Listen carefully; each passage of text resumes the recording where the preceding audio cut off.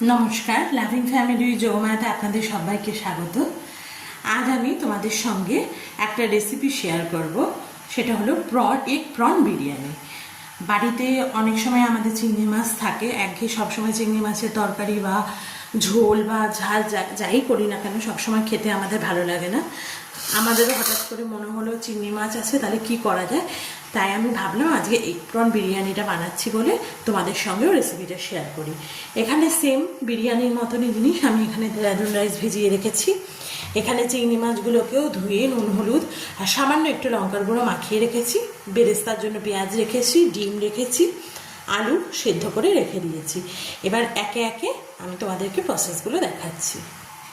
রান্নাটা আমি সর্ষের তেলেই করব, তাই জন্য আমি কড়াইটা আগে গরম করে নিয়েছি। এবার এর মধ্যে পরিমাণ মতন সর্ষের তেল আমি দিয়ে দিচ্ছি, যতটা প্রয়োজনে। এখন এইটুকুই দিলাম, যদি পরে আমার মনে হয় লাগবে তখন আরেকটু অ্যাড করব। আর ওপাশে বিরিয়ানি রাইসটা হওয়ার জন্য চালের জলটা বসিয়ে দিয়েছি।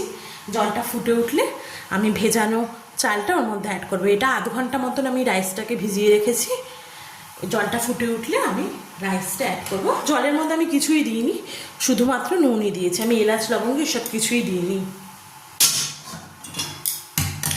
আর বিরিয়ানি মশলা আমি বানিয়ে রেখেছিলাম, যদি তোমাদের কাছে বিরিয়ানি মশলা বানানো থাকে তাহলে সেটাই দেবে। এখানে আমি এলাচ লবঙ্গ, দারচিনি, সামান্য জায়ফল, জয়ত্রী, গোলমরিচ, শুকনো লঙ্কা আর সামান্য একটু ধনে আর সাজিয়ে একসাথে অল্প একটু নুন দিয়ে ড্রাই রোস্ট করে রেখেছিলাম। এটাকে আমি পরে গুঁড়ো করে নেব, গুঁড়ো করে দিয়ে দেবো। এই পুরো পরিমাণ মশলাটাই কিন্তু আমি বিরিয়ানির মধ্যে দেবো।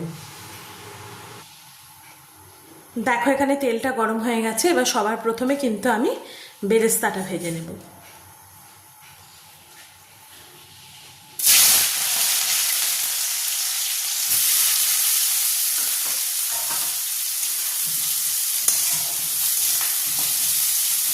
এবার বিরিয়ানির সময় বেরেস্তাটা যেভাবে আমরা লাল করে ফ্রাই করি ঠিক সেভাবেই এটাকে ফ্রাই করে নেব।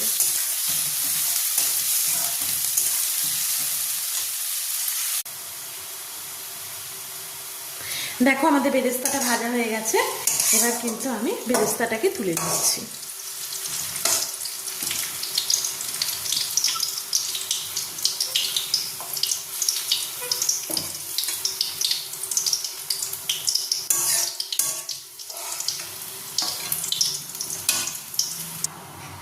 এবার এই বেরেস্তা ভাজার যে তেলটা রয়েছে তার মধ্যে কিন্তু আমি সামান্য একটু নুন দিয়ে দিচ্ছি আর একটু হলুদ গুঁড়ো দিয়ে দেবো।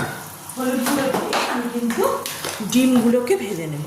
এর মধ্যে আমি একটু হলুদ গুঁড়ো দিয়ে দিলাম, দিয়ে আমি ডিমগুলো কিন্তু এখানে হাফ করে রেখেছি, সেই হাফ করা ডিমগুলোকে আমি ভেজে নেব একটু।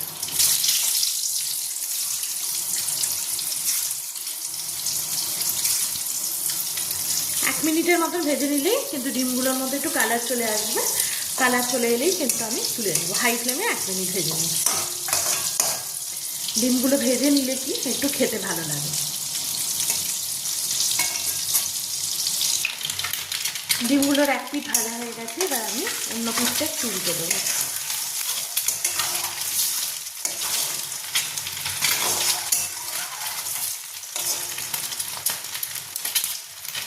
এটাকেও 30 সেকেন্ড মতন রেখে আমি ডিমগুলোকে তুলে নেবো। আর এখানে দেখো আমাদের চালের জলটাও কিন্তু গরম হয়ে গেছে, ধোয়া উঠছে, ফুটে গেছে। এবার এর মধ্যে আমি ভেজানো দেরাদুন রাইসগুলোকে দিয়ে দিচ্ছি।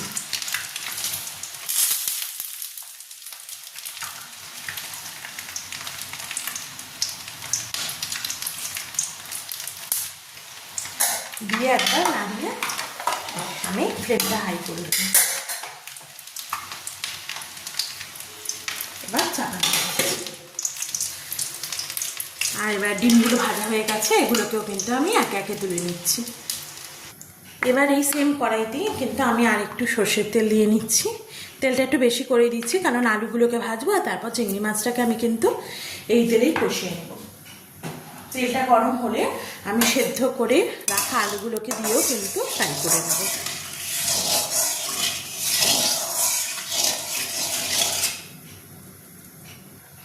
তেলটা গরম হয়ে গেছে, এবার আলুগুলোকে আমি ভেজে নিচ্ছি। যেহেতু সেদ্ধ করা আছে, এক পিঠ ভালো মতন করে ভাজা হওয়ার পর কিন্তু আমি অন্য পিঠটা উল্টে দেবো। আলুগুলোকে আমি একটু ছোটো ছোটো করে কেটেছি, কারণ এটা তো প্রন বিরিয়ানি। আলুগুলোকে একটু এই জন্য ছোটো ছোটো করে কেটেছি। আর চিংড়ি মাছগুলো আমার খুব বেশি বড় নয়, একদম এরকম সাইজ ছোটো ছোটো। তা আলুগুলোকে একটু ছোটো ছোটো করে কেটেছি। এবার আলুগুলোকে আমি কড়া করে ভেজে নেব।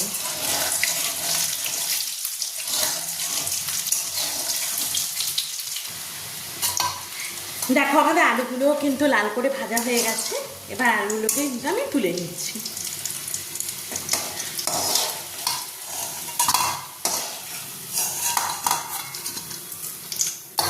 এবার এই তেলের মধ্যে আমি চিংড়ি মাছটা দিয়ে দিচ্ছি, যেটাকে আমি আগে থেকে নুন হলুদ আর সামান্য লঙ্কার গুঁড়ো দিয়ে ম্যারিনেশন করে রেখেছিলাম। দিয়ে এটাকে 1 মিনিটের মতন ভেজে নেব। তারপরে কিন্তু আমি এর মধ্যে মশলাটা দিয়ে দেবো। দেখো 1 মিনিটের মতন আমাদের চিংড়ি মাছগুলো ভাজা হয়ে গেছে। এবার এর মধ্যে আমি যে মশলাটা বেটে রেখেছি সেই মশলাটা দেবো।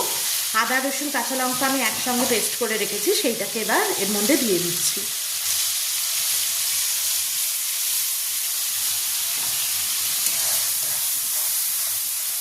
এবার এই মশলাটা ভালো করে যতক্ষণ না তেল ছেড়ে আসছে কষাতে হবে।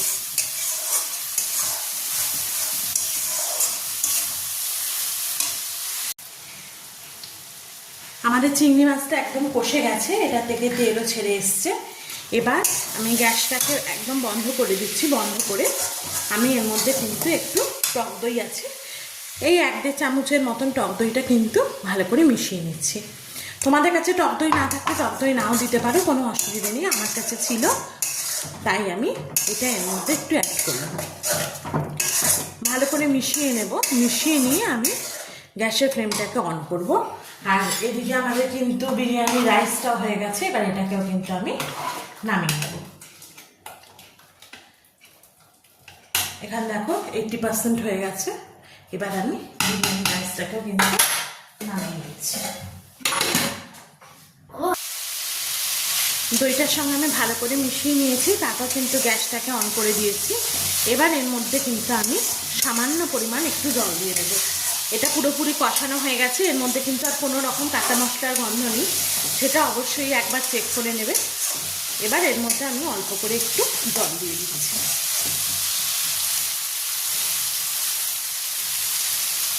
সামান্য একটু জল আমি দিয়ে দিলাম। আর এবার আমি এর মধ্যে ভেজে রাখা আলুগুলোকেও দিয়ে দেবো। দিয়ে আমি একটু মিক্স করে নেব।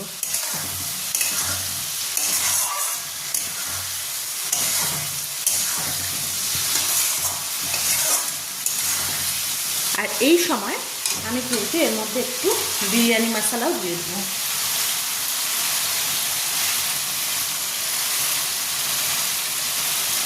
হাফ বিরিয়ানি মশলা আমি এই সময় দিয়ে দিই। আর দেবো সামান্য একটু বেরেস্তা। এই যে সামান্য একটু বেরেস্তা এর মধ্যে দিয়ে দিচ্ছি। এবার আমি ভালো করে একটু মিশিয়ে নেব।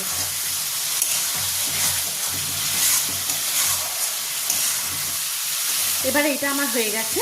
এবার আমি এটাকে গ্যাসটাকে অফ করে এটাকে সামান্য একটু ঠান্ডা হতে দেবো। এখানে দেখো চিংড়ি মাছের যে কড়াইটা ছিল সেই কড়াইটা আমি ধুইনি, কারণ এর মধ্যেই তেল আছে। সেই জন্য আমি এই কড়াইটাতে করছি। তোমরা চাইলে অন্য কড়াইতেও করতে পারো। এবার এই কড়াইটার মধ্যে আমি প্রথমে রাইসটাকে দিয়ে দেবো। অর্ধেক মতন রাইস আমি দিয়ে দিচ্ছি।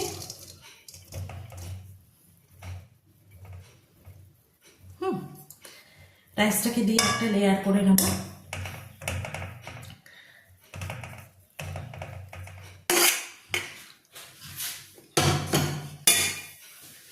এবার এর মধ্যে আমি একটু বেরেস্তা দিয়ে নিচ্ছি।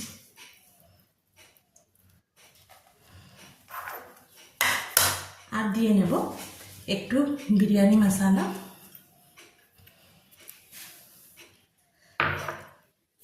আর দেব একটু দুধ। এখানে আমি লিকুইড দুধ রেখেছি, এই লিকুইড দুধ রাখিনি। এখানে আমি পাউডার মিল্কটাকেই উষ্ণ গরম জলে একটু গুলে নিয়েছি।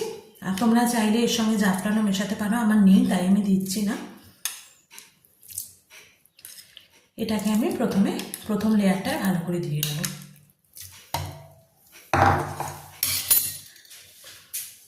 এবার এর মধ্যে আমি যে আলু আর প্রনটা ছিল সেইটার কিছু কিছুটা দেব।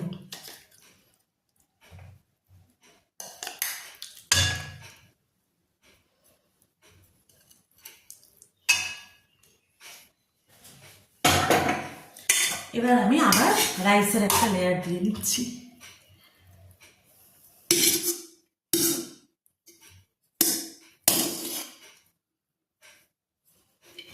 দিয়ে নিয়ে আবার ভালো করে ছড়িয়ে নেব।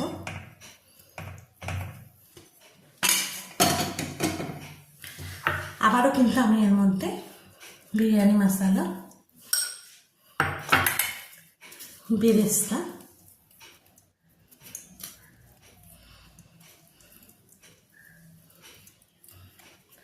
আর আমি এবার দেবো সামান্য একটু নুন।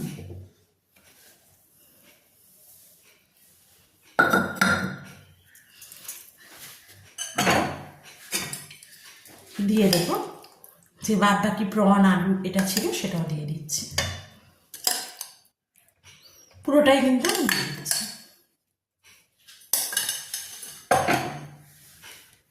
আর এর উপরে এবার কিন্তু আমি ডিমগুলোকেও দিয়ে দিচ্ছি। ডিমগুলো কুসুমের দিকটা আমি ওপরে দেব, গোটাও দিতে পারো। আমি টেস্টটা ভালো হওয়ার জন্য এখানে অর্ধেক করে নিয়েছি, একটু ফ্রাই করে নিয়েছি। এবার এর মধ্যে আমি ফাইনাল লেয়ারটা দিয়ে দেবো রাইসের।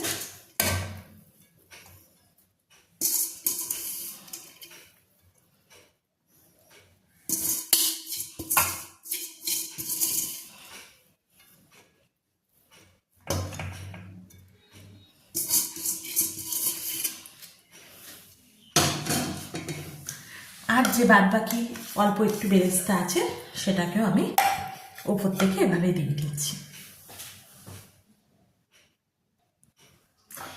এবার আমি এর মধ্যে আবার একটু বিরিয়ানি মশলা যেটা বাকি ছিল সেটা কিন্তু পুরোটাই দিয়ে দিচ্ছি, যেটুকু আমি বানিয়ে রেখেছিলাম।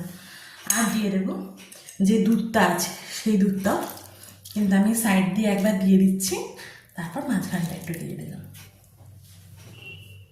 আর দেবো সামান্য একটু গোলাপ জল। এখানে আমি এই 1 চামচের মতন একটু গোলাপ জল দিয়ে দিলাম। তোমরা চাইলে কেউ নাও দিতে পারো যদি মনে করো গোলাপ জল দেবে না, কিন্তু গোলাপ জল দিলে একটা সুন্দর গন্ধ আসে, সে কারণে আমি গোলাপ জলটা দিলাম। এবার এটাকে আমি চাপা দিয়ে দম দেবো, বেশিক্ষণ না, 7 থেকে 8 মিনিট। আমি এই যে আমার ননস্টিকের লিডটা আছে সেটা দিয়েই কিন্তু দেবো। আর নিচের এরকম একটা পাত্রের মধ্যে জল দিয়ে আমি এটাকে বসিয়ে দিচ্ছি। এখানে দেখো আমি এই পাত্রটার মধ্যে কিন্তু বসাচ্ছি। এবার আমি এর মধ্যে দিয়ে দিচ্ছি, বসিয়ে দিলাম।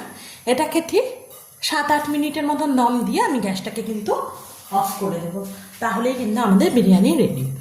এটা হয়ে যাক, তারপর আমি তোমাদের সার্ভ করার সময় দেখাচ্ছি। দেখো আমাদের এটা 10 মিনিট 7-8 মিনিট মতন রেখে দিয়েছিলাম গ্যাস অফ করে। এবার এটা আমাদের হয়ে গেছে। এবার আমি নামানোর আগে উপর থেকে একটু ঘি দিয়ে দিচ্ছি। তোমরা চাইলে দমে দেওয়ার সময়ও দিতে পারো, আমি আসলে ভুলে গিয়েছিলাম তাই আমি উপর থেকে একটু দিয়ে দিচ্ছি অল্প করে। এবার এটাকে আমি মিক্স করে নেব, মিক্স করে তারপর আমি সার্ভ করছি। এবার এটাকে আমি একবারে হালকা হাতে মিক্স করব, কারণ ডিমগুলো আমার অর্ধেক আছে, সেই জন্য আমি ডিমগুলোকে কি করব আগে একটু সাইড করে দিচ্ছি।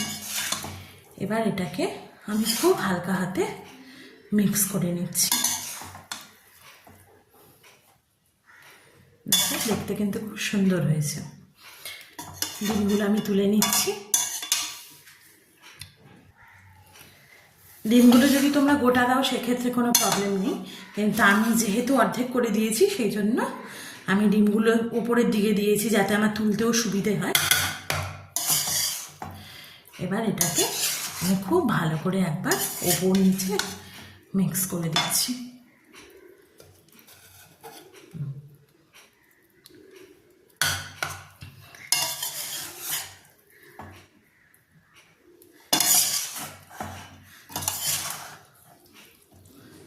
ব্যাস এই একটা লাস্ট ছিল।